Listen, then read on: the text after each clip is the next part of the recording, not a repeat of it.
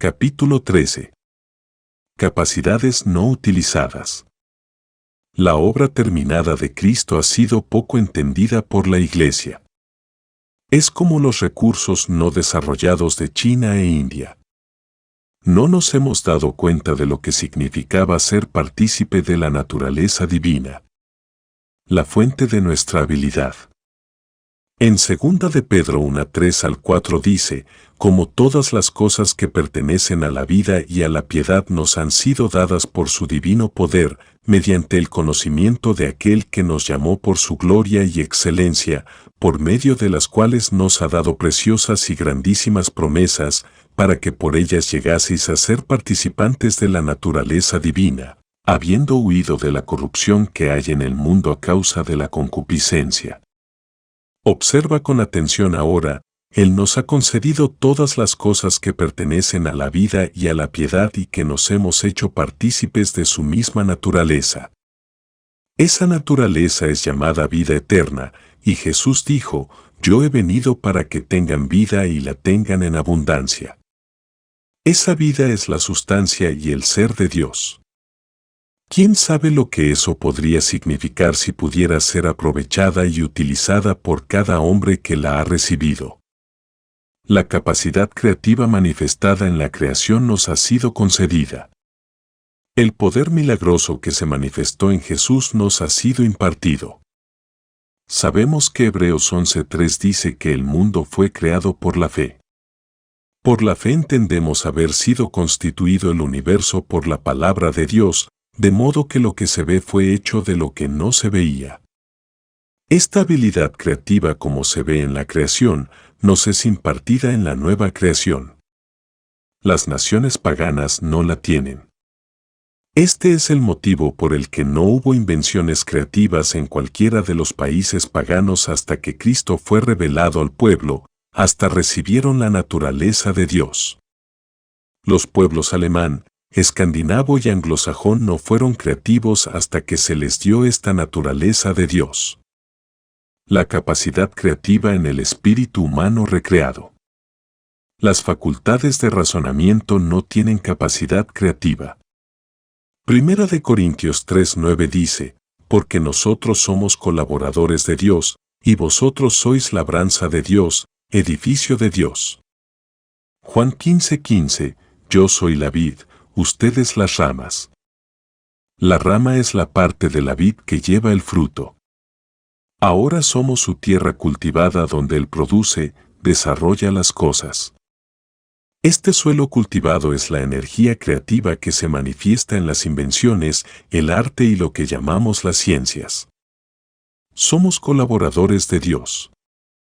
Estamos trabajando juntos con Él, 2 de Corintios 6:1.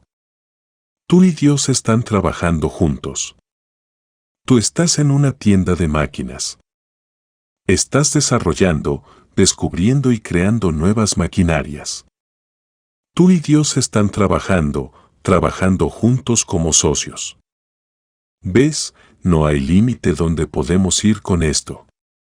Somos nuevas creaciones, las cosas viejas pasaron, y aquí que son nuevas y todas estas cosas son de Dios. 2 de Corintios 5:17. Las cosas viejas de la ignorancia han pasado, y las cosas nuevas de la sabiduría y la habilidad de Dios nos han sido impartidas. Nuestra asociación con Él nos permite utilizar sus habilidades. En 1 de Corintios 1:30 dice, mas por Él estáis vosotros en Cristo Jesús, el cual nos ha sido hecho por Dios sabiduría. Él nos ha hecho su habilidad para usar el conocimiento adquirido a través de nuestro contacto con las cosas físicas y mentales. A través de los 5 sentidos la humanidad ha adquirido una inmensa cantidad de conocimiento, pero ese conocimiento no tiene ningún valor sin la sabiduría para dirigir su uso. Así Cristo en nosotros se convierte en sabiduría para usar este conocimiento. No debemos omitir Filipenses 2:13, porque Dios es el que en vosotros produce así el querer como el hacer, por su buena voluntad, que está haciendo Dios en nosotros. Él está pensando en nosotros, iluminando nuestros espíritus, iluminando nuestras mentes, renovándolas para que se vuelvan sensibles a su presencia. Todos sabemos que las inspiraciones como la poesía no son el producto de frío razonamiento. La poesía viene saltando, tocando emocionantemente todo nuestro ser. ¿De dónde viene? De nuestros espíritus. ¿De dónde viene esa invención, ese sorprendente descubrimiento en metalurgia o química? Lo hemos estado examinando a través de la fría razón, pero allí yacía frío e inerte. El Espíritu ahora comienza a revelarnos sus secretos, no el Espíritu Santo, pero nuestros espíritus recreados son las madres de cada invención. Y tienes esa capacidad en ti. Toda persona que ha recibido la naturaleza y vida de Dios tiene prerrogativas divinas que nos emocionan. Conocimiento exacto. Colosenses 1, 9 a 14 es una mina de oro.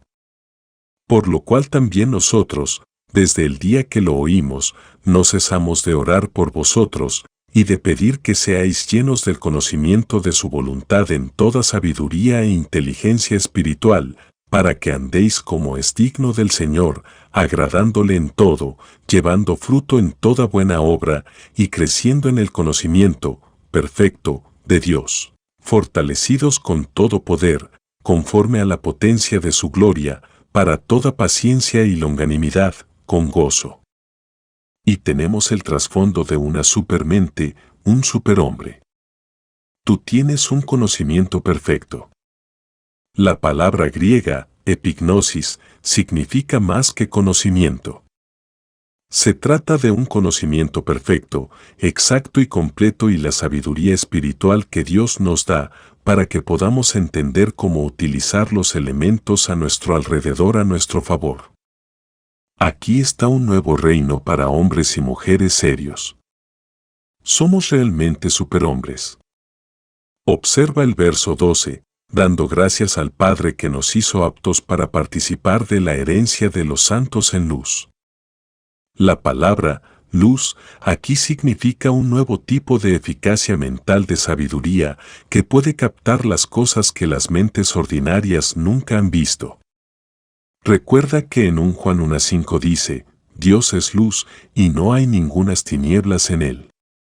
Y Jesús dijo en Juan 8:12, Yo soy la luz del mundo. El que me sigue no andará en tinieblas, sino que tendrá la luz de la vida, o Zoe, la naturaleza de Dios. Esa oscuridad es algo espiritual que se desarrolla en la oscuridad mental de la ignorancia. Como Jesús es la luz, y lo tenemos a Él en nosotros, tenemos esta luz de la vida. En otras palabras, tenemos la capacidad de Dios para hacer frente a las necesidades humanas y las circunstancias que nos rodean. Es como si Jesús estuviera aquí en persona, realmente supervisándonos y guiándonos. Capacidad divina utilizada. Solo algunos de nosotros nos hemos dado cuenta de que tenemos en nosotros la capacidad divina. ¿Te preguntas cómo se puede usar esto? Esto se sugiere en Colosenses 1:12. Él nos ha dado la habilidad de disfrutar de nuestra parte de la herencia de los santos que caminan en este reino de luz. Yo estoy actuando ahora en su palabra. Yo lo estoy tomando, por gracia, para que me lleve a toda la plenitud de mi herencia. En el versículo siguiente dice, el cual nos ha librado de la potestad de las tinieblas, es decir, el dominio de Satanás, y trasladado al reino de su amado Hijo, al reino de la luz, este reino de la revelación y conocimiento, punto. Y Dios está obrando en nosotros, pensando a través de nuestras mentes, operando a través de nuestros espíritus recreados. Él realmente nos ha tomado. Deja que Él gobierne. En 1 de Pedro 2:9 dice, mas vosotros sois linaje escogido, real sacerdocio, nación santa, pueblo adquirido por Dios, para que anunciéis las virtudes de aquel que os llamó de las tinieblas a su luz admirable. Aquí hay una mina de oro. Somos un pueblo elegido. Somos un sacerdocio real. Somos un pueblo separado y somos posesión de Dios. ¿Para qué? Para que podamos revelar los tesoros ocultos de la gracia de Dios que obra en nosotros.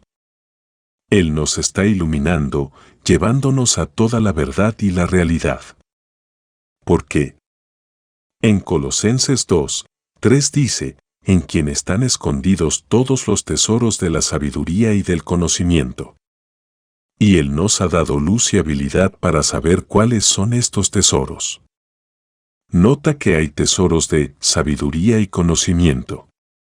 Conocimiento de lo que Él ha hecho, conocimiento de lo que Él hará en nosotros, conocimiento de lo que somos, conocimiento de lo que podemos hacer con su habilidad.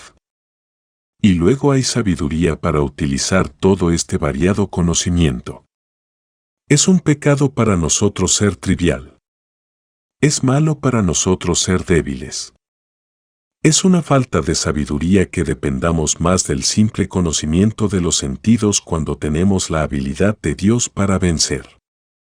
Colosenses 1:27 dice, a quienes Dios quiso dar a conocer las riquezas de la gloria de este misterio entre los gentiles, que es Cristo en vosotros, la esperanza de gloria. Nota el lenguaje, las riquezas de la gloria del secreto sagrado que había sido oculto a través de los siglos, pero ahora se nos revela en Cristo. Cristo nos revela la habilidad de Dios que tenemos en nosotros. Trayendo a la memoria.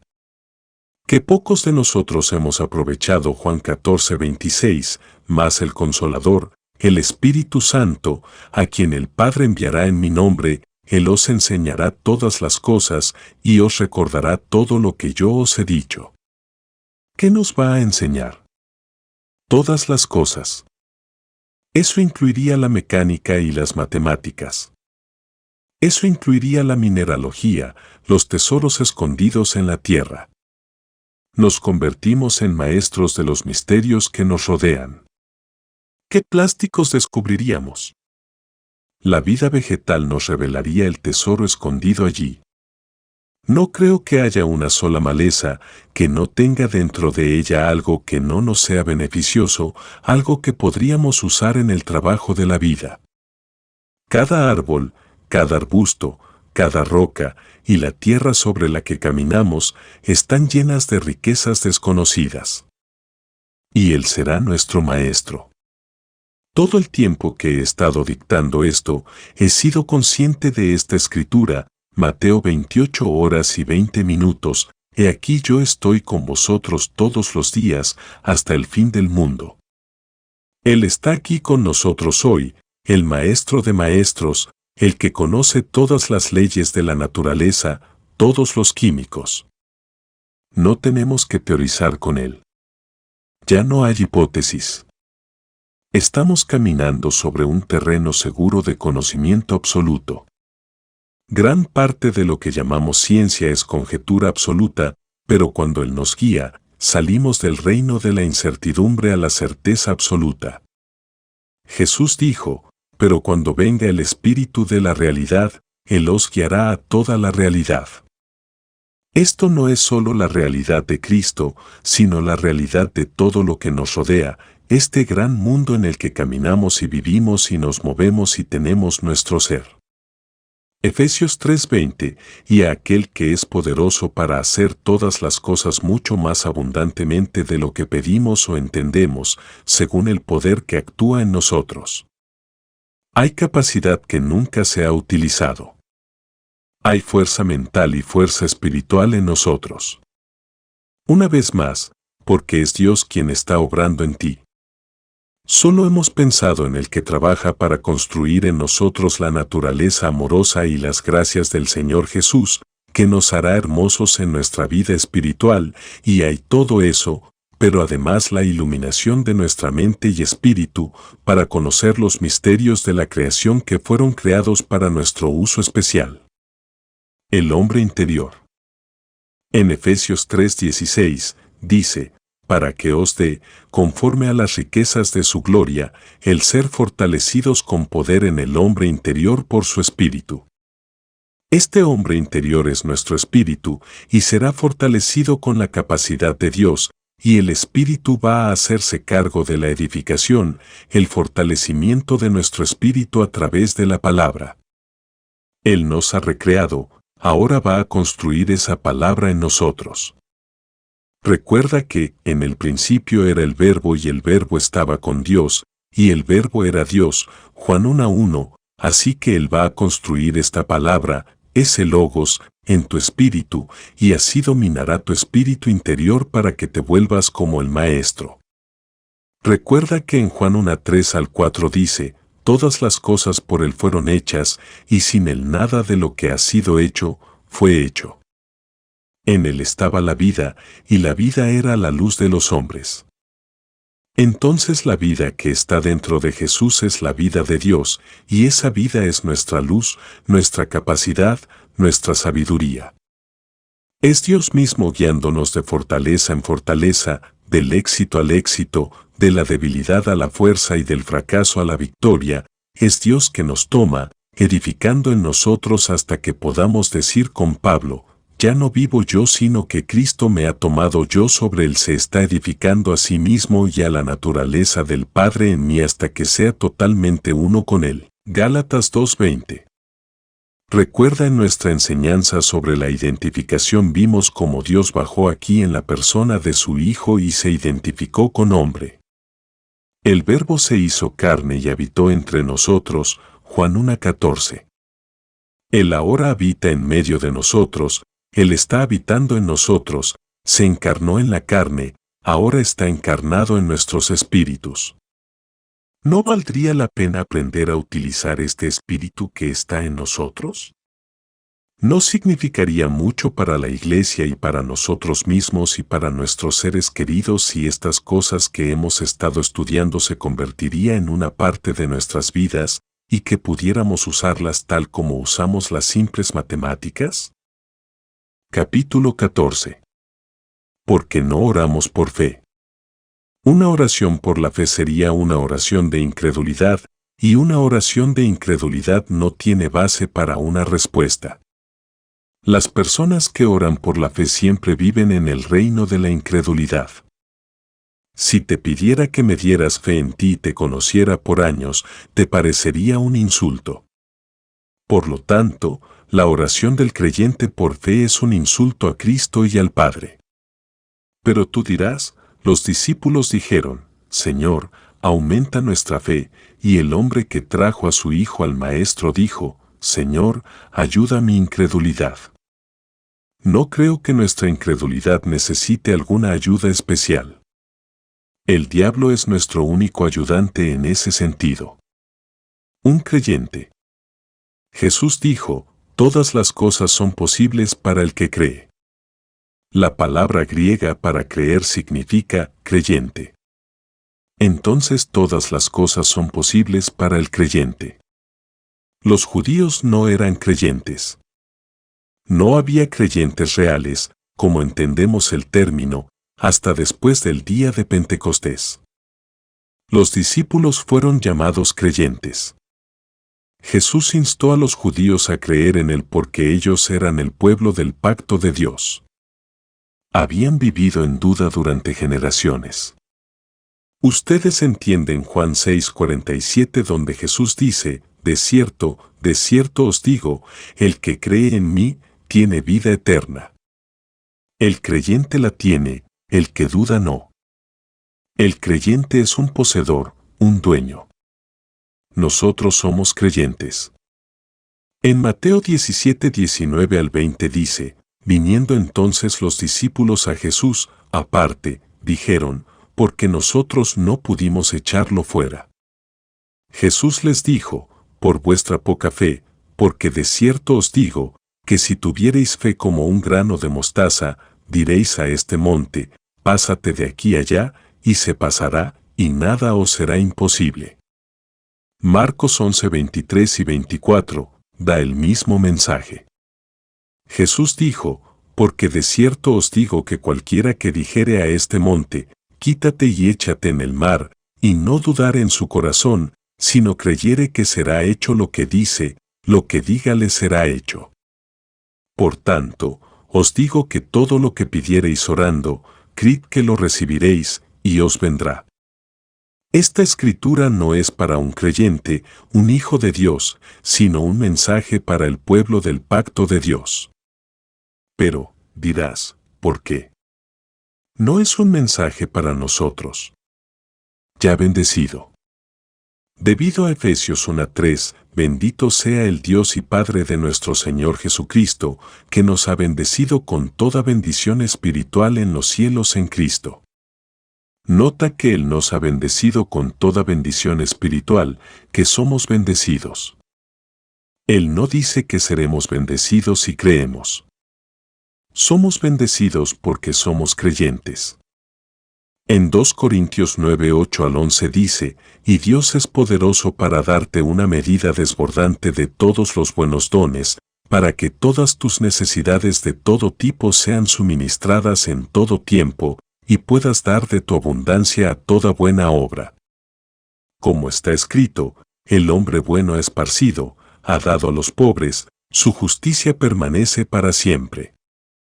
Y el que provee semilla al que siembra, y pan para el alimento del hombre, te proveerá abundante provisión de semilla, y bendecirá vuestra justicia con frutos de crecimiento, siendo enriquecido con todas las cosas buenas. Frutos de justicia. Jesús dio frutos de justicia. Si supieras que fuiste lo que la palabra dice que eres, ¿qué frutos llevarías por él? Aquí el Espíritu está revelando las riquezas de los hijos de Dios. Esta es la traducción de Conibeare. El creyente está enriquecido con toda bendición. La problema es que no lo hemos sabido. La mayor parte de nuestra oración es por cosas que ya poseemos. Puedes asustarte si te digo que no necesitas orar por tu curación, pero la gente enferma pasa la mayor parte de su tiempo orando por su curación. ¿Por qué no debemos orar por ella? Debido a que Isaías 53, 4 y 5 nos dice que ya tenemos la sanidad, ciertamente llevó en nuestras enfermedades, y sufrió nuestros dolores, y nosotros le tuvimos por azotado, por herido de Dios y abatido. Mas el herido fue por nuestras rebeliones, molido por nuestros pecados, el castigo de nuestra paz fue sobre él, y por su llaga fuimos nosotros curados. Y en el 10º versículo leemos, con todo eso, Jehová quiso quebrantarlo, sujetándole a padecimiento. Si él soportó nuestras enfermedades y las guardó, Dios declara que, por sus llagas fuimos sanados. Entonces, ¿qué debemos hacer? No debemos orar por nuestra sanidad porque Él nos respondería, ya te he sanado, he puesto tu enfermedad en mi Hijo. ¿No te das cuenta de lo que he hecho por ti? Tú puedes entender que Él realmente puso esa enfermedad en su propio Hijo y que ese Hijo se llevó esa enfermedad lejos. Ahora nos pide que levantemos la mirada y le agradezcamos por ello. No es en absoluto un problema de fe. El único problema que enfrentas es el de la integridad de esa palabra. La revelación de la palabra. Jeremías 1:12, yo apresuro mi palabra para ponerla por obra. Isaías 55 horas y 10 minutos y 11 dice, porque como desciende de los cielos la lluvia y la nieve, y no vuelve allá, sino que riega la tierra, y la hace germinar y producir, y da semilla al que siembra, y pan al que come, así será mi palabra que sale de mi boca, no volverá a mi vacía, sino que hará lo que yo quiero, y será prosperada en aquello para que la envíe. También está en Lucas 1:37 el ángel hablándole a María acerca de la encarnación, acerca del niño Jesús, y él le dice, porque ninguna palabra de Dios es vacía de poder, American Standard Version. ¿Y qué dice María? He aquí la sierva del Señor, hágase conmigo conforme a tu palabra. Y el ángel se fue de su presencia. Como ves, bajo el antiguo pacto, Dios no podía hablar con los judíos como nos habla a nosotros a través de nuestros espíritus, así que un ángel fue enviado. Pero hoy tenemos su palabra viva. En Juan 6, 63 dice, las palabras que yo os he hablado son espíritu y son vida. ¿Entiendes que somos recreados a través de esta palabra, que la palabra es el alimento con el cual nuestros espíritus recreados se alimentan? Así como ves, el creyente es un poseedor y es un hombre del nuevo pacto. Este hombre recreado, 2 Corintios 5:17, ha sido invitado a entrar en la misma presencia del Padre. Nuestra posición. En Hebreos 4:16 dice, acerquémonos, pues, confiadamente al trono de la gracia, para alcanzar misericordia y hallar gracia para el oportuno socorro. Como ves, tienes perfecto derecho de estar en la presencia del Padre. Has sido invitado a la sala del trono, allí puedes estar cara a cara con tu Padre, hacer conocer tus peticiones y recibir una respuesta para tu oración. El creyente ha recibido un derecho legal al uso del nombre de Jesús. Tiene el poder legal. Lee nuestro libro, El maravilloso nombre de Jesús. La dificultad es que no hemos conocido nuestros derechos. El creyente promedio no tiene mayores nociones de la obra terminada de Cristo de las que tiene de la sangre de los toros y machos cabríos del primer pacto. En Romanos 3:21 dice, pero ahora, aparte de la ley, se ha manifestado la justicia de Dios, testificada por la ley y por los profetas. ¿Qué quiere decir? Que por esta justicia tienes el derecho de estar en la presencia del Padre sin ningún sentido de culpabilidad, de inferioridad o de conciencia de pecado. El creyente es una nueva creación. Ya no está bajo el dominio de Satanás ni de condenación. Ha recibido la misma naturaleza y vida de Dios, 1 Juan 5:12 y 13. Esa naturaleza lo convierte en una rama de la vid. Él y Jesús son uno. Son tan hechos uno que cuando Jesús se encontró con Saulo en el camino a Damasco en Hechos 9:1-9, le dice, mas yendo por el camino, aconteció que al llegar cerca de Damasco, repentinamente le rodeó un resplandor de luz del cielo, y cayendo en tierra, oyó una voz que le decía, Saulo, Saulo, ¿por qué me persigues? Saulo estaba persiguiendo a los cristianos, pero el cristiano y Jesús son uno. Yo soy la vid, ustedes son las ramas, Juan 15:5. Cuando persiguen a la rama, persiguen a la vid, así que el creyente y Jesús son uno. Eso significa que puedes entrar en la presencia del Padre con la misma libertad que Jesús lo hizo cuando caminó por la tierra. No necesitas fe. Todo lo que necesitas saber son tus derechos en Cristo. ¿Cómo lo consigues? Estudia la palabra. Lee cuidadosamente nuestro libro, El Padre y su familia, toma 1 de Juan 5:1, todo aquel que cree que Jesús es el Cristo, es nacido de Dios, con 1 Juan 3:2, amados, ahora somos hijos de Dios. Lee Romanos 8:14-17. El Espíritu mismo da testimonio a nuestro espíritu de que somos hijos de Dios. Y si hijos, también herederos, herederos de Dios y coherederos con Cristo. Puedes ver, el Espíritu da testimonio con nuestros espíritus a través de la palabra. Esta palabra que estás leyendo ahora es el mensaje del Espíritu a tu espíritu, y Él te está diciendo que eres un hijo, y si un hijo, entonces tienes el lugar de un hijo y los derechos de un hijo, así como la responsabilidad de un hijo. Gálatas 3:26 dice, pues todos sois hijos de Dios por la fe en Cristo Jesús.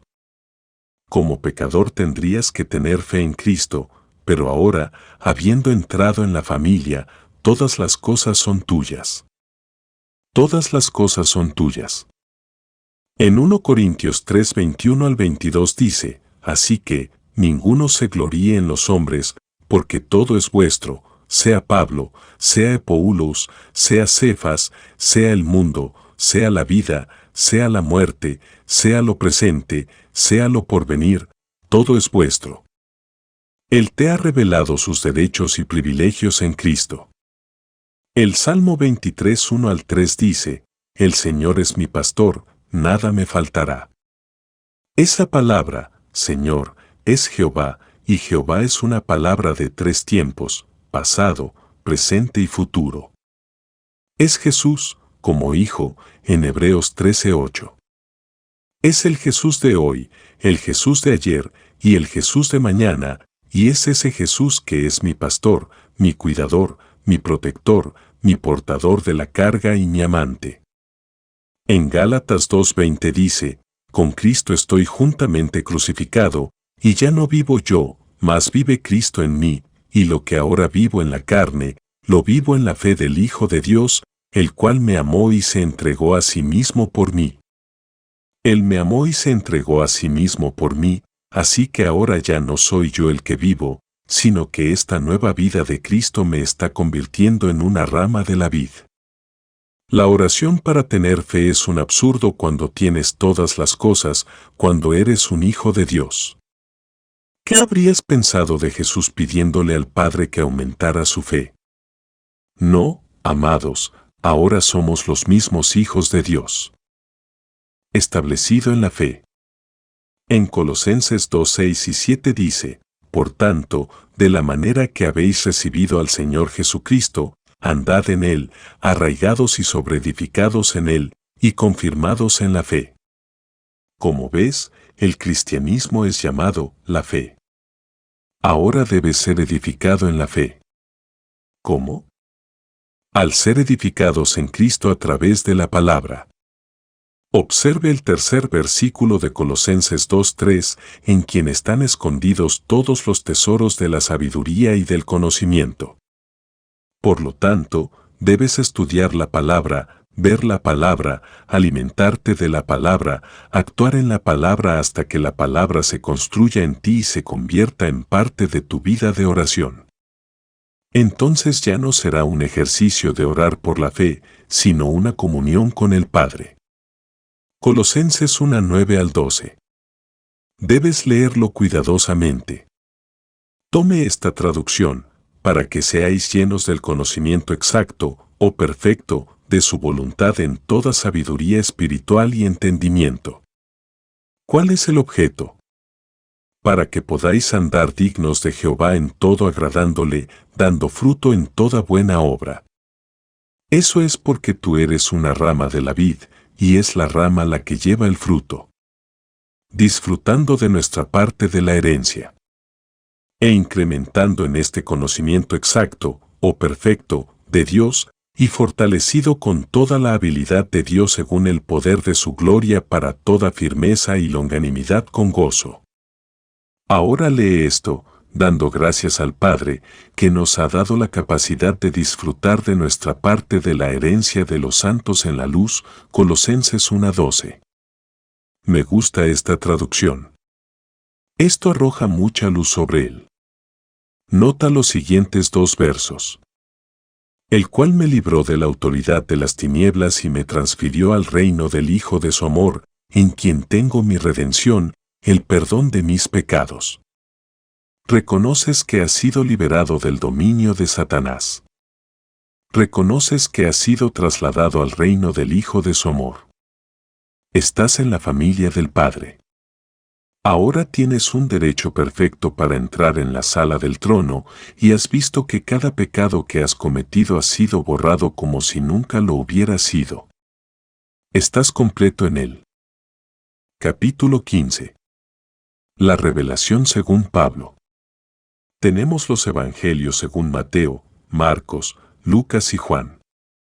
En Romanos 2:16, el Espíritu, por medio de Pablo, dice esto, en el día en que Dios juzgará por Jesucristo los secretos de los hombres, conforme a mi evangelio. De cualquier persona menos de Pablo esto sería casi igual blasfemia. Pero el corazón gobernado por el Espíritu tiene conciencia de que Pablo está diciendo la verdad.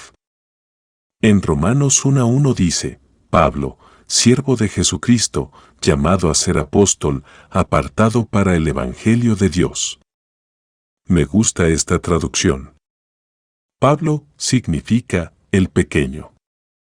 La palabra griega, Doulos significa un esclavo de amor, el pequeño esclavo de amor de Jesús el Mesías, y él es llamado por Jesús mismo para ser un apóstol y ha sido separado por Jesucristo para las buenas nuevas de Dios.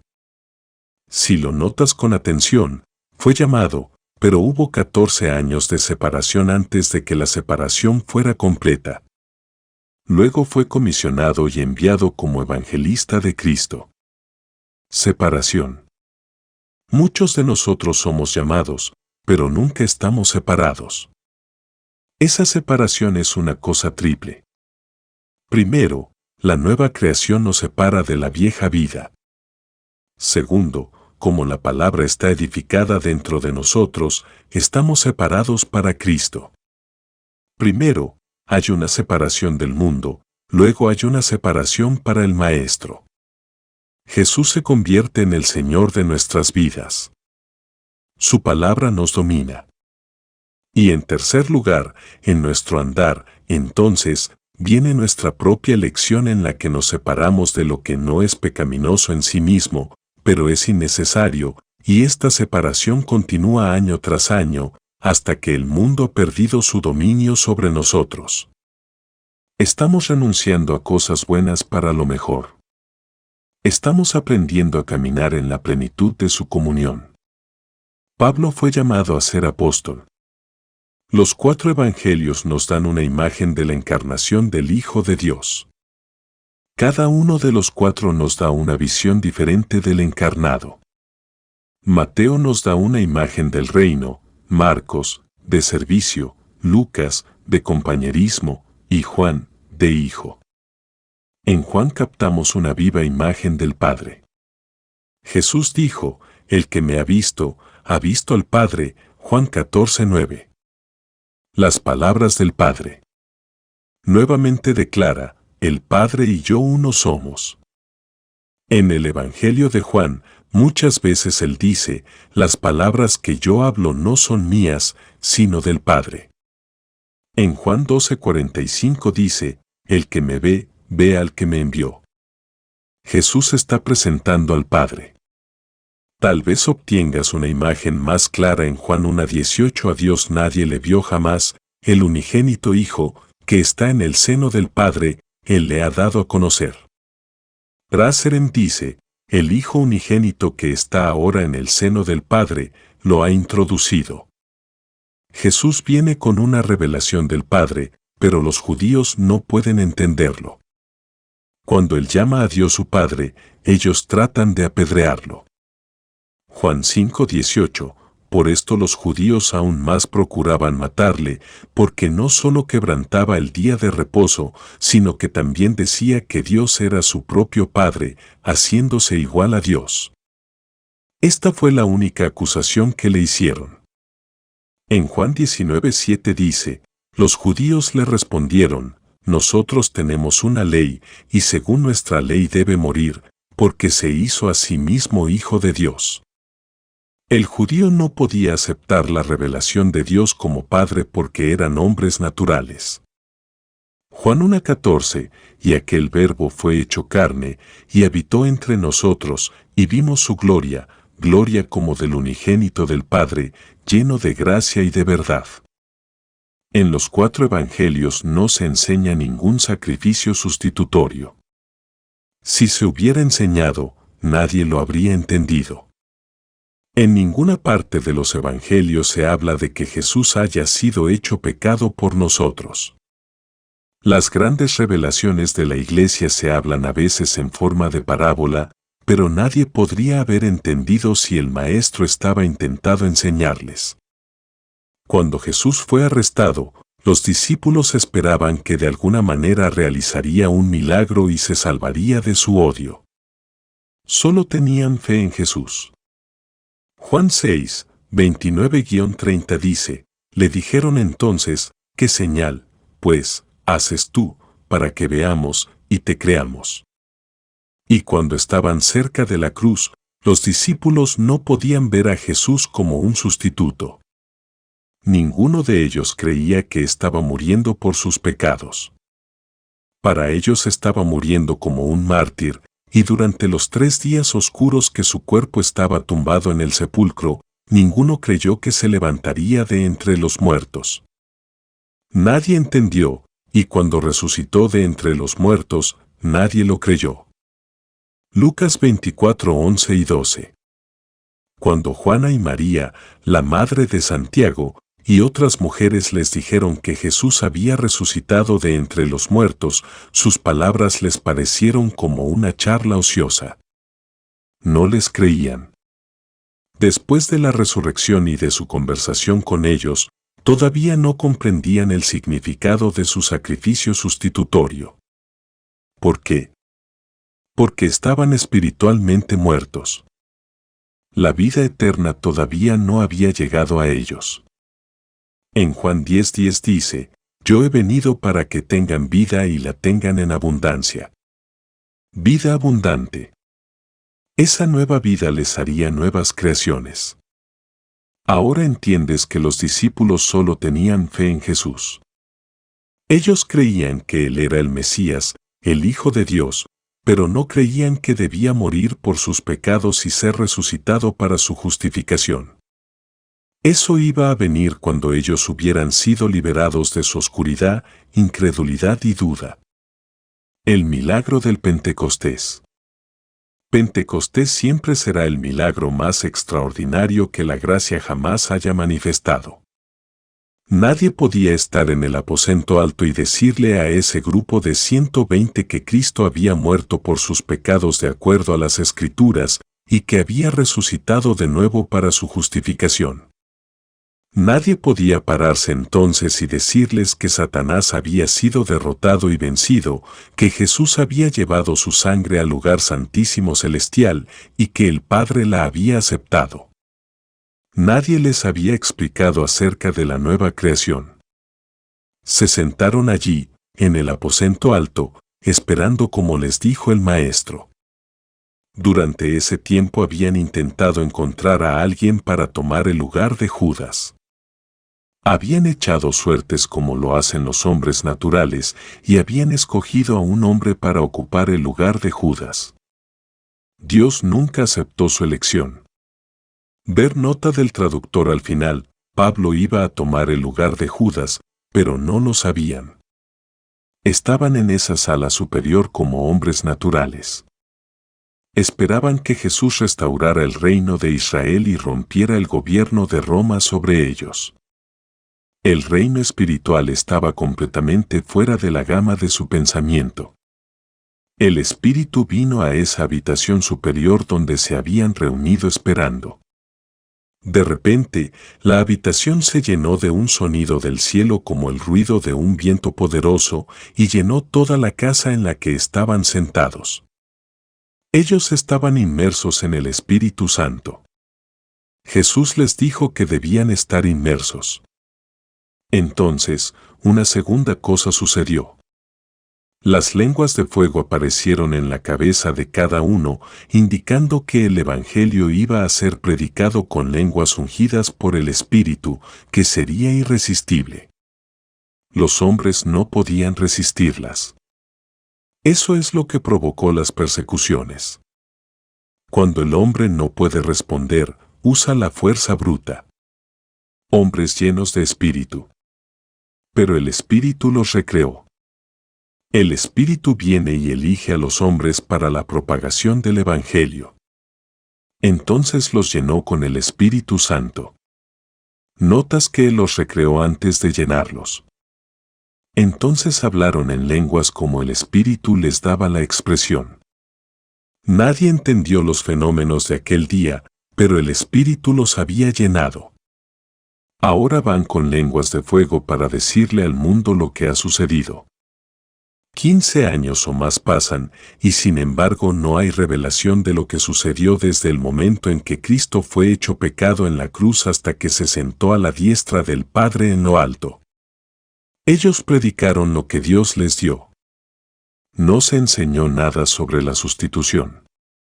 Por lo que sabemos como se registra en el libro de los Hechos, no se enseñó nada sobre el cuerpo de Cristo hasta que Dios lo dio al hombre, Pablo, por revelación. Una de las cosas más bellas de la iglesia primitiva fue la forma en que Juan y Pedro y los otros apóstoles recibieron la revelación de Pablo. Recuerda que en 2 de Pedro 3:15 y 16, Pedro dice, y tened entendido que la paciencia de nuestro Señor es para salvación, como también nuestro amado hermano Pablo, según la sabiduría que le ha sido dada, os ha escrito, casi en todas sus epístolas, hablando en ellas de estas cosas, entre las cuales hay algunas difíciles de entender, las cuales los indoctos e inconstantes tuercen, como también las otras escrituras, para su propia perdición. En Gálatas 1:18 y 19 Pablo dice, después, pasados 3 años, subí a Jerusalén para ver a Pedro, y permanecí con él 15 días, pero no vi a ningún otro de los apóstoles, sino a Jacobo el hermano del Señor.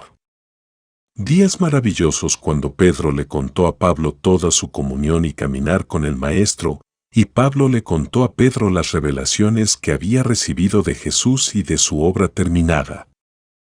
Ahora, que Pablo nos hable en Gálatas 1:6 al 12, estoy maravillado de que tan pronto os hayáis alejado del que os llamó por la gracia de Cristo, para seguir un evangelio diferente. No que haya otro, sino que hay algunos que os perturban y quieren pervertir el evangelio de Cristo. Mas si aun nosotros, o un ángel del cielo, os anunciare otro evangelio diferente del que os hemos anunciado, sea anatema. Como antes hemos dicho, también ahora lo repito, si alguno os predica diferente evangelio del que habéis recibido, sea anatema. Pues, ¿busco ahora el favor de los hombres, o el de Dios? ¿O trato de agradar a los hombres? Pues si todavía agradara a los hombres, no sería siervo de Cristo. Mas os hago saber, hermanos, que el evangelio anunciado por mí, no es según hombre, pues yo ni lo recibí ni lo aprendí de hombre alguno, sino por revelación de Jesucristo. Nota que dice, aunque nosotros o un ángel del cielo anunciemos alguna otra buena noticia que la que le hemos dado, sea anatema. La revelación de Jesucristo. Y en el versículo 12, pues yo ni lo recibí ni lo aprendí de hombre alguno, sino por revelación de Jesucristo. Pablo sabía que el mensaje que tenía no era según hombre. En Efesios 3 leemos, por esto yo, Pablo, preso de Cristo Jesús por vosotros, gentiles. Observa que él era un prisionero de Jesús, aún estaba encerrado en una cárcel romana. ¿Hay alguna incongruencia en esto? No. Pablo está siendo encerrado, un huésped de las autoridades romanas, para que tenga la oportunidad de escribir estas maravillosas epístolas, dándonos esta revelación. Efesios 3:2 dice, si es que habéis oído de la administración de la gracia de Dios que me fue dada para con vosotros, que por revelación me fue declarado el misterio, como antes lo he escrito brevemente, leyendo lo cual podéis entender cuál sea mi conocimiento en el misterio de Cristo, misterio que en otras generaciones no se dio a conocer a los hijos de los hombres, como ahora es revelado a sus santos apóstoles y profetas por el Espíritu. Pablo se atrevió a confesar que él era lo que Dios le había hecho ser. Romanos 16, 25 al 27, y al que puede confirmaros según mi evangelio y la predicación de Jesucristo, según la revelación del misterio que se ha mantenido oculto desde tiempos eternos, pero que ha sido manifestado ahora, y que por las escrituras de los profetas, según el mandamiento del Dios eterno, se ha dado a conocer a todas las gentes para que obedezcan a la fe, al único y sabio Dios, sea gloria mediante Jesucristo para siempre. Amén. Pablo creía en el Evangelio que predicó. Déjenme darles las escrituras de la traducción de Conibeare, Primera de Tesalonicenses 1:3 dice, recordando en la presencia de nuestro Dios y Padre la operación de vuestra fe y el trabajo de vuestro amor, y la constancia de vuestra esperanza en nuestro Señor Jesucristo. En la presencia del Padre. Observa, recordando la presencia de nuestro Dios y Padre. Pablo reconoció que estaba en la presencia del Padre.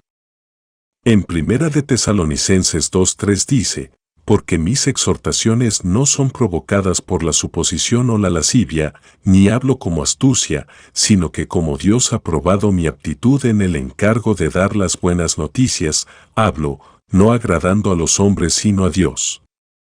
Se atrevió a decir que Dios había demostrado su aptitud para esta revelación, que Dios mismo lo había preparado, a Pablo, para ser el instrumento de la gracia de Dios para revelar lo que hizo en Cristo desde el momento en que fue hecho pecado en la cruz hasta que se sentó a la mano diestra de Dios.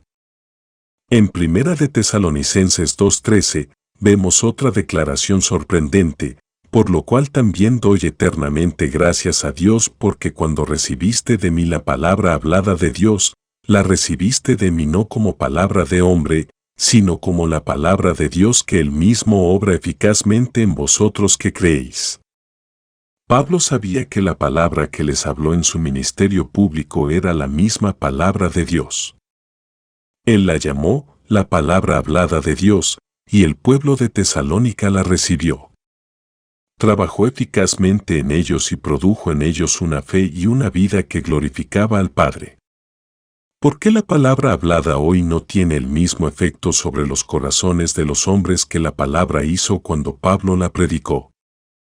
En 1 Tesalonicenses 3:9 dice, por lo cual, ¿qué acción de gracias podremos dar a Dios por vosotros, por todo el gozo con que nos gozamos a causa de vosotros delante de nuestro Dios? Ahora puedes entender Hebreos 4:16, donde nos invita a entrar con osadía en el salón del trono. Pablo vivía en la salón del trono. Acerquémonos, pues, confiadamente al trono de la gracia. Él vivió en la presencia de Dios y de Cristo en ese trono de la gracia. El trono de la gracia. En Primera de Tesalonicenses 3:12 dice, y el Señor os haga crecer y abundar en amor unos para con otros y para con todos, como también lo hacemos nosotros para con vosotros. Pablo se atrevió a decir que él amaba como Jesús amaba. Y en el versículo 13 leemos, para que sean afirmados vuestros corazones, irreprensibles en santidad delante de Dios nuestro Padre, en la venida de nuestro Señor Jesucristo con todos sus santos. Si pudiéramos recordar que estamos viviendo en la presencia real de Dios, nuestro Padre y de Jesús todo el tiempo, veríamos las cosas de manera diferente. Jesús dijo en Juan 15:5, yo soy la vid y vosotros sois las ramas. Bueno, la rama es una parte de la vid y está en la presencia de la vid todo el tiempo. En Primera de Tesalonicenses 4:8 dice, así que, el que desecha esto, no desecha a hombre, sino a Dios, que también nos dio su Espíritu Santo. Pablo creía que sus palabras eran las palabras de Dios. Capítulo 16. La revelación de Dios acerca de Jesús según Pablo. Nadie conoció al Padre hasta que Jesús lo introdujo, nadie conoció a Jesús hasta que el Padre lo introdujo. Esta introducción nos es dada en la revelación de Pablo. El Padre está revelando a la Iglesia lo que realmente son en Cristo. Él está revelando lo que Él hizo por nosotros en su Hijo. Una vez me pregunté por qué Pablo nunca citó al Maestro, entonces me di cuenta de que Jesús dijo en Juan 12:50, así pues, lo que yo hablo, lo hablo como el Padre me lo ha dicho. Lo mismo sucedía con Pablo. No tenía elección de lo que escribía. Su mensaje era fresco desde el corazón del Padre. Lea Gálatas 1:6-12 cuidadosamente. Pablo ahí declara que no fue enseñado del hombre, así que su mensaje no vino de Pedro ni de Juan, sino que vino fresco del Padre. Pablo no conoció el sacrificio sustitutorio hasta que le fue revelado. Dos fases del sacrificio sustitutorio. Hay dos fases de la revelación, una es la parte legal del plan de redención y la otra es la vital. Lo legal es lo que Dios hizo en Cristo por nosotros, lo que legalmente nos pertenece como nuevas creaciones. Lo vital es lo que el Espíritu a través de la palabra está haciendo en nosotros en la nueva creación. Es su morada. La construcción de la naturaleza del Padre en nosotros a través de la palabra. Dios obrando dentro de nosotros. Filipenses 2:13 dice, porque Dios es el que en vosotros produce así el querer como el hacer, por su buena voluntad. Dios está obrando dentro de nosotros. Él se está edificando en nosotros. Él está construyendo su naturaleza de amor, su justicia, su fidelidad, su paciencia, su mansedumbre. Cuando entramos en contacto con el mundo, estas cualidades son necesarias y Él las construye en nosotros. 1 Corintios 1:30 dice, mas por Él estáis vosotros en Cristo Jesús, el cual nos ha sido hecho por Dios sabiduría, justificación, santificación y redención. Jesús hecho nuestra sabiduría. Él hizo que Jesús fuera sabiduría para nosotros, así que en esta revelación hemos descubierto que Jesús es nuestra sabiduría. No tenemos que orar por sabiduría como nos dice Santiago, pero cuando meditamos en la palabra, esta revelación es la sabiduría de Dios. Es una revelación de la capacidad del Padre.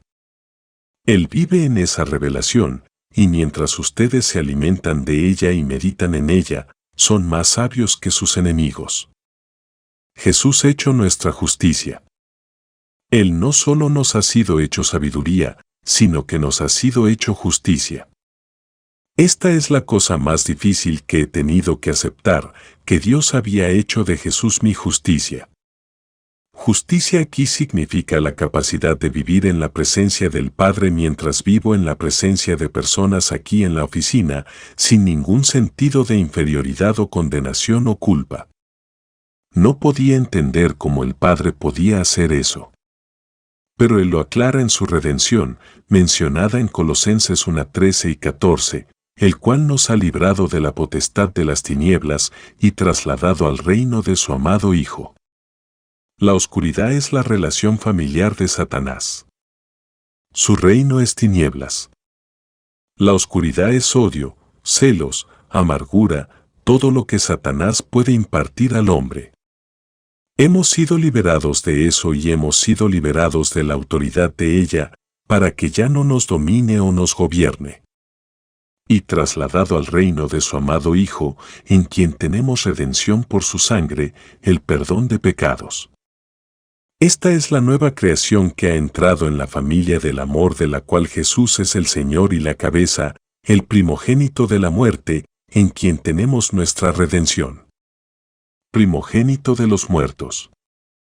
La Iglesia ha tenido una redención limitada. Ha estado más ocupada en el significado de la palabra griega que en la realidad de nuestra liberación del dominio del diablo. Notas que hemos sido liberados de la autoridad de Satanás y hemos sido redimidos. Se han producido dos cosas, se ha pagado la penalidad que debemos a la justicia. Jesús la pagó cuando fue hecho pecado por nosotros y fue al lugar de justicia donde sufrió por nosotros. Luego cumplió los requisitos cuando fue vivificado en espíritu, 1 de Pedro 3:18 con 2 de Timoteo 3:16.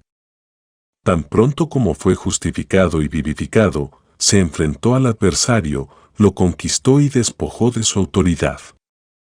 Puedes ver, hay una redención legal perfecta. Jesús realmente conquistó a nuestro enemigo y nos libró de su dominio. Cuando hizo eso, hizo posible nuestra nueva creación, y cuando fuimos hechos nuevas creaciones recibimos la naturaleza de Dios en nuestro espíritu. 2 de Corintios 5:18 al 21. Lee atentamente hasta el versículo 21 y mira cómo Dios hizo que Jesús fuera pecado por nosotros, con el fin de que nos convirtiéramos en la justicia de Dios en Él. Ahora puedes entender cómo Jesús ha sido hecho nuestra justicia. Hay tres fases en esa revelación. Romanos 4:25 dice que Él fue entregado por causa de nuestras ofensas y resucitó cuando fuimos declarados justos o justificados. No fue levantado hasta que la justificación se convirtió en propiedad del mundo no salvo. Así como Dios amó tanto al mundo que dio a su Hijo unigénito, haciendo de Jesús un regalo para el mundo, ahora Dios no solo hace de Jesús un regalo para el mundo, sino que le hace al mundo un regalo de justicia.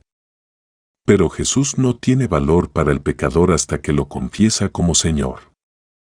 Romanos 10, 9 y 10, que si confesares con tu boca que Jesús es el Señor, y creyeres en tu corazón que Dios le levantó de los muertos, serás salvo. Porque con el corazón se cree para justicia, pero con la boca se confiesa para salvación. En el momento en que lo hace, la redención se convierte en una realidad, y la justicia se convierte en una realidad. Todo lo que Jesús es se almacena y espera a que lo tome el hombre no salvo. En el momento en que el hombre no salvo dice, yo tomo a Jesús como mi Salvador y como mi Señor, se hace una nueva creación. No solo le es atribuida la justicia, sino que Él es la justicia de Dios. Esta nueva naturaleza que se le imparte es la naturaleza de Dios, y la naturaleza es justicia. Ahora puedes entender Romanos 3:26. Dios, al hablar de sí mismo, dice, a fin de que Él sea el justo y el que justifica al que es de la fe de Jesús. Verás, Dios realmente se convierte en la justicia del hombre que cree en Jesús. Apenas se puede comprender el significado de esto, que Dios se ha convertido en nuestra justicia. Ahora puedes entender Romanos 8, 31 al 33, ¿quién acusará a los escogidos de Dios? Dios es el que justifica. Cuando alguien nos acusa de cualquier cosa, Dios se convierte en su protector. Jesús, nuestro abogado. ¿Alguna vez notó que si un hombre peca, tiene un abogado con el Padre, a Jesucristo, el justo? Cualquier hombre que comete pecado pierde su sentido de justicia y se avergüenza de ir a la presencia del Padre. Luego pide perdón, y el Padre escucha a su abogado, Jesús. Mira, Jesús es nuestro abogado y puede abogar por nosotros que hemos perdido nuestro sentido de justicia, y nuestra justicia es restaurada.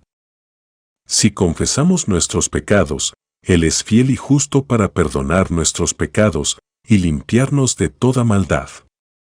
Él perdona los pecados que hemos cometido, y nos limpia de la injusticia y nos restaura al compañerismo consigo mismo. Mira, todo se mueve alrededor de este hecho de justicia. Dios se convierte en mi justicia, y ahora hace que Jesús sea mi justicia. En Romanos 4:25 dice, el cual fue entregado por nuestras transgresiones, y resucitado para nuestra justificación. Él fue resucitado cuando nuestro sustituto obtuvo la justicia por nosotros. Entonces la justicia es atribuida al hombre no salvo. Eso le da derecho legal de acercarse a Dios como pecador y de aceptar a Cristo como su Salvador. En el momento en que lo hace, Dios se convierte en su justicia, Jesús se convierte en su justicia, y por el nuevo nacimiento se convierte en la justicia de Dios en Cristo, convirtiéndose en una realidad. Medita esto hasta que se convierta en una realidad para ti. No puedes obtenerlo la primera vez que lo escuchas o la primera vez que lo lees. Repasé estas escrituras una y otra vez. Mi corazón lo anhelaba, pero mi razón lo rechazaba. Pero al cabo de un tiempo supe que Dios no solo había hecho sabiduría a Jesús para mí, sino que Jesús era mi justicia. La tercera cosa que dice es que Jesús nos ha sido hecho santificación. Hemos hecho de la santificación un pasatiempo y una doctrina y una parte de nuestros credos, y hemos dicho que la santificación fue algo que obtuvimos porque oramos y nos rendimos y consagrados hasta que Dios pudo santificarnos. Esa es la interpretación del conocimiento de los sentidos. No puedes hacer nada, ni Dios te pidió que hicieras algo para hacerte digno. Romanos 4, 4-5 declara esto, pero al que obra, no se le cuenta el salario como gracia, sino como deuda, Mas al que no obra, sino cree en aquel que justifica al impío, su fe le es contada por justicia. Verás, Dios dio su Hijo por los impíos. Romanos 5, 6 al 11 despeja el caso, porque Cristo, cuando aún éramos débiles, a su tiempo murió por los impíos. Y en el 10º versículo leemos, porque si siendo enemigos, fuimos reconciliados con Dios por la muerte de su Hijo, mucho más, estando reconciliados, seremos salvos por su vida. ¿Qué significa esto? Significa lo mismo que Efesios 2:8, porque por gracia sois salvos por medio de la fe, y esto no de vosotros, pues es don de Dios. Vida eterna, un don. En otras palabras, la santificación es un don. No puedes hacer nada para merecerlo. Es tuyo cuando te recrean. Te pertenece tanto como la vida eterna te pertenece. Dios dio vida eterna. Dios dio la redención. Dios dio sabiduría. Dios me dio la santificación, y Dios se entregó en la persona de su Hijo para que, el que tiene al Hijo, tiene la vida. Si tienes vida eterna, tienes la naturaleza de Dios. Si tienes la naturaleza de Dios, tienes justicia. Si tienes justicia, tienes santificación. ¿Qué significa santificación? Significa ser apartado, separación. ¿Quién te separa? Dios te separó. Entonces, ¿qué tienes que hacer para aceptarlo? Tan pronto como naces de nuevo y el Espíritu viene a hacer su hogar en ti y empieza a construir la naturaleza y la vida de Jesús en tu espíritu, tú comienzas a separarte de las cosas innecesarias que te han mantenido en esclavitud y te mantuvieron tan ocupado que no tenías tiempo para las cosas mejores. Una mujer me dijo, no tengo tiempo para estudiar la palabra, tengo tantas cosas que hacer en mi casa. 1 año o 2 después se puso muy enferma. Los doctores dijeron que una operación era la única esperanza, pero que ella tenía apenas muy pocas oportunidades, 1 en 1000. Yo le dije, ahora tienes mucho tiempo para estudiar la Biblia. Y ella recordó. Las primeras cosas primero. Debería haber puesto las primeras cosas primero, me dijo.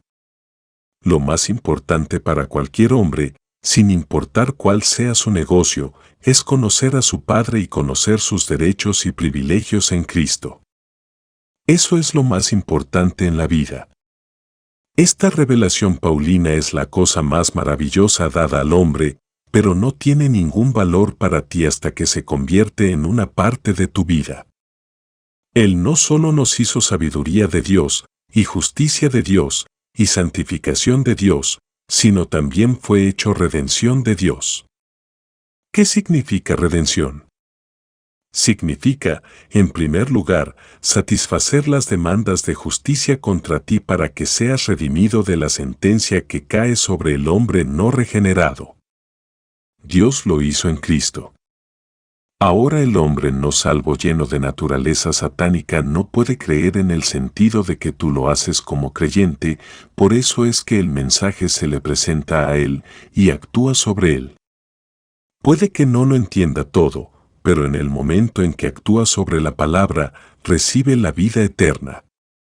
Entonces su espíritu se ilumina y su mente se renueva, y puede entender lo que ha ocurrido en su vida. ¿Sabes qué? Creer significa actuar en la palabra. Un pecador no puede tener fe en el sentido que tú tienes como creyente, pero Dios le atribuye como fe cuando actúa sobre la palabra que Dios le ha dado. Nuestra predicación a los no salvos para creer y creer es imprudente. Lo que debemos hacer es darle algo para creer o actuar. Dile cómo Cristo murió por nuestros pecados de acuerdo a la Escritura, cómo resucitó de entre los muertos según la Escritura, cómo Dios dio a Jesús como un regalo, y cómo debe tomarlo como su Salvador y Señor. No mencionarle, creer o creyendo. Si lo haces, lo confundes. Tú entiendes lo que Dios quiere decir creyendo, pero Él no. Capítulo 17. Manteniendo nuestra confesión. Es de vital importancia que después de haber orado nunca volvamos a nuestras oraciones. Muchos repudian la palabra por la confesión de una duda o la admisión de una duda en su conciencia. En Isaías 55:11 dice: Así será mi palabra que sale de mi boca, no volverá a mí vacía, sino que hará lo que yo quiero, y será prosperada en aquello para que la envíe. El corazón debe estar arraigado y fundamentado en la palabra para que lo que Él dice sea definitivo para nosotros. Oraste y sabes que fue su voluntad. En 1 de Juan 5:14 y 15 dice: Y esta es la confianza que tenemos en Él, que si pedimos alguna cosa conforme a su voluntad, Él nos oye. Y si sabemos que Él nos oye en cualquiera cosa que pidamos, sabemos que tenemos las peticiones que le hayamos hecho. Esa palabra, confianza, es osadía. Significa una confianza sin miedo. Oramos según su voluntad. Entonces estamos seguros de que Él nos escuchó, y si Él oye, eso es tan bueno como una respuesta. Pero, ¿cómo puedes saber que Él te escuchó? Porque fue su voluntad y tú estás aquí para hacer su voluntad. Tú y Él están cooperando. Tú oras de acuerdo a las instrucciones dadas por Él. Te acercas a Él a través del nombre. Juan 16:23 y 24 dice: En aquel día no me preguntaréis nada. De cierto os digo, que todo cuanto pidiereis al Padre en mi nombre, os lo dará. Jesús nos ha dado un derecho legal de usar su nombre, y su nombre es el mismo que Él. Cuando vienes al Padre en el nombre de Jesús, es como si Jesús mismo estuviera allí. En Juan 6:38 dice: Porque he descendido del cielo, no para hacer mi voluntad, sino la voluntad del que me envió. Estás actuando en el lugar de Jesús. No tienes deseos egoístas que motivaron tu oración. Tu oración es para alguien que necesita desesperadamente su ayuda, y vienes como el mediador entre él y el Padre. Estás tomando el lugar de Jesús, actuando en su lugar. Sabes que Jesús haría exactamente lo que está haciendo. El Padre te oye. Su palabra garantiza eso, por haber orado de acuerdo a su voluntad. Ahora estás firme en esa oración. No dejes que el enemigo te la robe. En Génesis 15:9-11 hay una ilustración maravillosa. Abraham y Jehová estaban entrando en un pacto. Jehová le había dicho, y le dijo: Tráeme una becerra de 3 años, y una cabra de 3 años, y un carnero de 3 años, una tórtola también, y un palomino. Y tomó él todo esto, y los partió por la mitad, y puso cada mitad una enfrente de la otra, mas no partió las aves. Y descendían aves de rapiña sobre los cuerpos muertos, y Abram las ahuyentaba. La ofrenda estaba sobre el altar. Era la ofrenda de Dios. Las aves de rapiña la robaban antes de que fuera consumido, así que Abraham vigilaba. Esta palabra viva que nos ha sido dada es de Dios.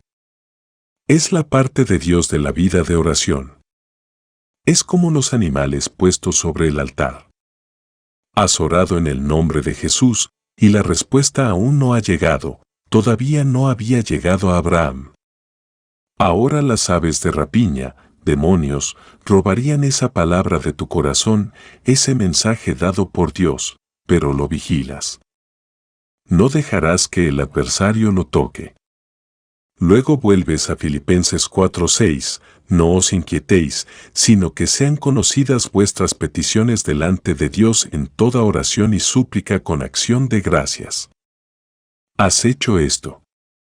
Se han dado a conocer las peticiones. Ahora esperas con tranquilidad agradecida. Alguien dirá, pero tu oración no ha sido contestada. La fiebre sigue ahí, o la factura sigue sin pagar. Tú alejas a los pájaros. Te niega a dejar que apaguen la palabra y la destruyan.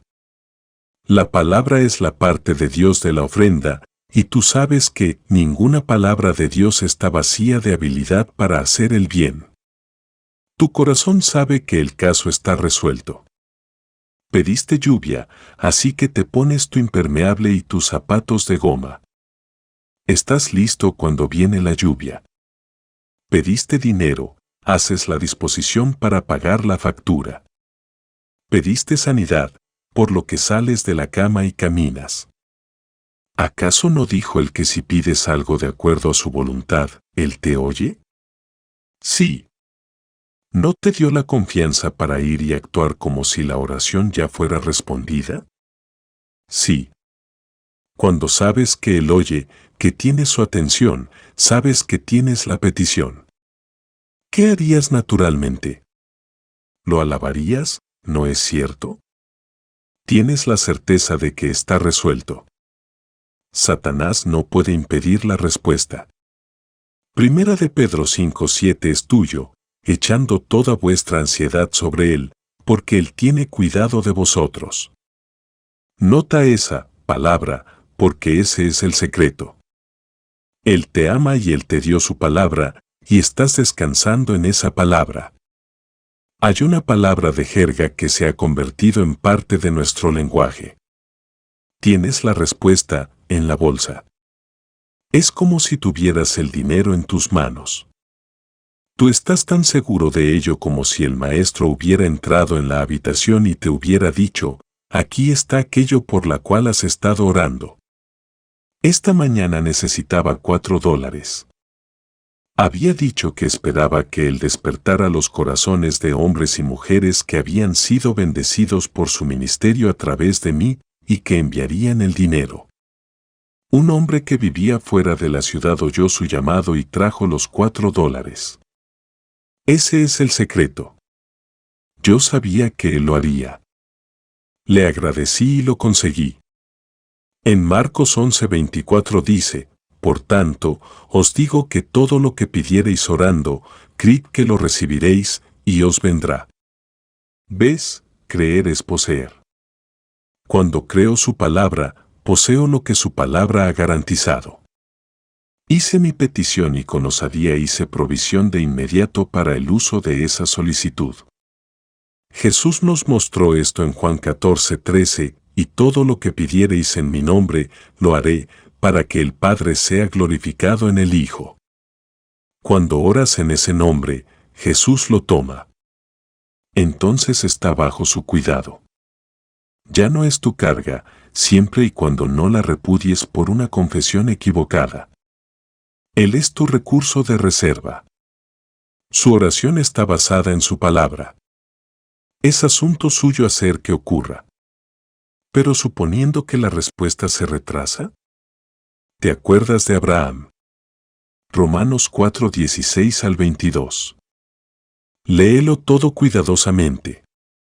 En el versículo 18 dice, Él creyó en esperanza contra esperanza, para llegar a ser padre de muchas gentes, conforme a lo que se le había dicho, así será tu descendencia. La esperanza siempre es futura. La fe siempre es ahora. Había esperado un hijo. Ahora la fe toma el lugar de la esperanza. La esperanza es apartada. Recordó al Dios que llama las cosas que no son como si fueran, y se realizan. Es Dios quien miró el espacio vacío y dijo, hay un sol brillando allí, y el sol se vuelve. Hay una constelación de estrellas, y se convierten. ¿Te acuerdas de Mateo 18, 19 y 20? Jesús dijo, si dos de vosotros se pusieren de acuerdo en la tierra acerca de cualquiera cosa que pidieren, les será hecho, referencia marginal. Tu palabra, entonces, en el nombre de Jesús, hace que las cosas lleguen a ser o pasen. Abraham, entonces, y no se debilitó en la fe al considerar su cuerpo, que estaba ya como muerto, siendo de casi 100 años, o la esterilidad de la matriz de Sara. El conocimiento de los sentidos podía ver eso, pero un ángel había hablado de parte de Dios. Así que, tampoco dudó, por incredulidad, de la promesa de Dios, sino que se fortaleció en fe, dando gloria a Dios. Y su fe le dijo que Dios le daría todo lo que había prometido. Entonces su hijo le nació. Abraham consideró la promesa y actuó sobre ella. Jeremías 33, 3. Clama a mí y yo te responderé y te mostraré cosas grandes y ocultas, o cercadas, que tú no conoces. Tú lo tomas en su palabra, y tu corazón rebosa de alegría que Él te ha dado su palabra. Aquello por la cual has orado simplemente es. Has llamado a existencia a algo que no existía porque su palabra te había dado la seguridad de ello. Jeremías 1:12 dice: Yo apresuro mi palabra para ponerla por obra. Le has levantado su palabra. Tú dices: Padre, esto es lo que dijisteis por medio de Jesús, esto es lo que dijisteis por medio de Pablo, esto es lo que dijisteis por medio de tus profetas y discípulos, he aquí lo que has dicho por medio de vuestro querido discípulo, y te doy las gracias por hacerlo realidad. Has tomado el lugar de Jesús. Estás actuando como Jesús hubiera actuado. Estás haciendo la misma voluntad del Padre tal como Jesús lo hizo en su caminar en la tierra. Tú y Jesús son uno. Actúas por Él.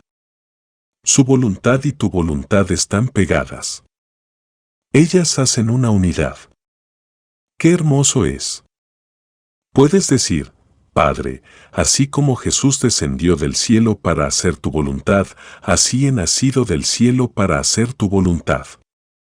En Filipenses 4:11 al 13, traducción del camino, dice: He aprendido en cualquier condición que soy independiente de las circunstancias, soy educado para soportar la profundidad de la pobreza, estoy educado para tener abundancia en la vida como un todo y en todas sus circunstancias he dominado el secreto de la vida, como ser el mismo en medio de la plenitud y el hambre, en medio de la abundancia y la privación, soy igual en todas las cosas por medio de la ayuda de aquel que me da fuerza. Interior. ¿Te dio cuenta de que él dijo: Yo he dominado el secreto de la vida, soy independiente de las circunstancias? Cuando uno es dueño de las circunstancias, ha asumido sus derechos y privilegios en Cristo. La palabra se ha convertido en una realidad. Dice sin temor: Yo puedo hacer todo lo que mi Padre quiere que haga, porque mayor es el que está en mí que el que está en el mundo. Así como Jesús dijo: Yo he descendido de Dios, tú dices: Yo soy de Dios, y soy un vencedor, porque mayor es el que está en mí que el que está en el mundo. Primera de Juan 4:4. Así que, ves que el secreto de vivir es vivir en su palabra. Esa es su voluntad. Filipenses 4:19 dice: Mi Dios, pues, suplirá todo lo que os falta conforme a sus riquezas en gloria en Cristo Jesús. Dios es su fuente. Su límite es su voluntad. Su voluntad solo limita tu capacidad. Mi Padre provee, susurras una y otra vez. Mateo 6, 26 a 33 dice: Vuestro Padre Celestial las alimenta. Él está usando las aves como una ilustración.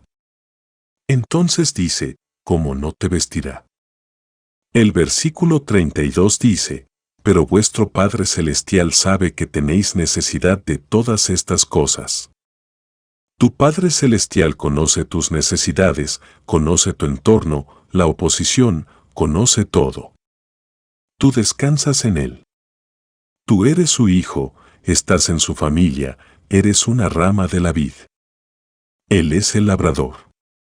Él cuida de la viña. Él lo sabe. Eres su productor de frutos. Eres su conexión con el mundo no salvo. Eres su conexión con la iglesia y las personas en tu comunidad. Tú tienes su vida, su naturaleza. Tú tienes su luz y sabiduría. Tú tienes su amor. Tú lo tienes a Él. Él vive en ti. Al darle a Él su lugar, lo dejas tener libertad en ti. En Primera de Juan 3:2 dice, amados, ahora somos hijos de Dios. Toma tu lugar como hijo, haz tu parte. Asume tus derechos y responsabilidades. Tú eres su justicia. Sí, tú eres su justo, Hebreos 10:38. Debes actuar por fe, vivir por fe, mostrar la fe caminando. ¿Por qué? Tú lo glorificas. Haces que los hombres sepan que se puede confiar en Él, y que ahora llevas los frutos de la justicia. La justicia significa tu capacidad para estar en la presencia del Padre sin sentido de culpabilidad o inferioridad. Te hizo justo y no desacreditas lo que Él te ha hecho ser. Eres lo que Él dice que eres. En Primera de Juan 5:4 y 5 dice, porque todo lo que es nacido de Dios vence al mundo, y esta es la victoria que ha vencido al mundo, nuestra fe. Nuestra fe nos llevó a la familia de los vencedores. Nuestra fe nos hizo hijos e hijas de Dios. Nuestra fe nos ha hecho la justicia misma de Dios, nos ha hecho nuevas creación de Dios. ¿Quién es el que vence al mundo, sino el que cree que Jesús es el Hijo de Dios? Estás parado ante el mundo como el Hijo vencedor de Dios.